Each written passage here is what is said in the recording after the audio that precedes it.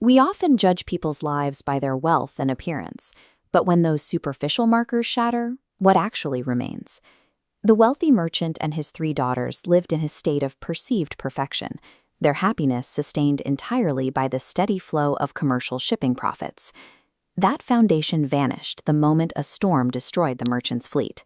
In a single night, the family's surface-level security was wiped out, leaving them with nothing but their own company. The sudden onset of poverty immediately revealed the hidden cracks in the family. The older sisters focused on their loss of status, while the youngest, Beauty, took over the grueling labor of running the household without complaint.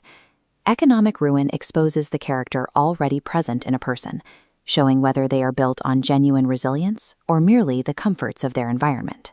When a word arrived that a lone ship reached the harbor, the merchant rowed out to reclaim his fortune, only to find the cargo looted and the crew long gone. His older daughters had demanded jewelry and expensive gowns from his trip, but Beauty asked only for a scarlet rose, a request rooted in sentiment rather than status. Lost in a snowstorm on his return journey, the merchant sought shelter in an isolated, magical palace.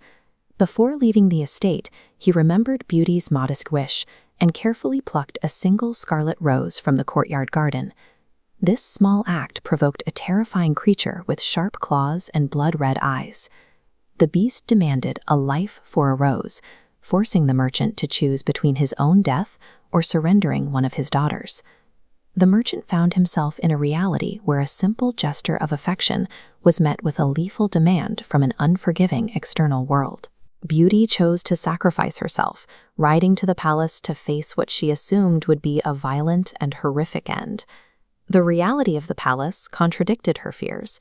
Instead of a dungeon, she found lavish rooms, magical gardens, and a level of comfort that mirrored her lost life of wealth. This matrix plots the disconnect between how characters look and behave. The sisters sit in the bottom right, beautiful on the surface, but cruel inside. The beast occupies the top left, proving a monstrous exterior can house a gentle interior. Night after night, the beast proposed marriage, and every night, Beauty refused him. He met her rejection with quiet sadness, rather than the rage expected from a monster. Living with this constant gentleness began to erode Beauty's bias that physical ugliness is a reliable indicator of moral rot. When Beauty was allowed to return home for a week, she quickly became reabsorbed into the surface-level world of her family and their petty grievances. Her stay lasted longer than promised until a dream interrupted her comfort, showing the beast dying alone on the palace grounds. She had to decide whether to remain in the safety of her human life or risk returning to a creature the rest of the world considered a monster.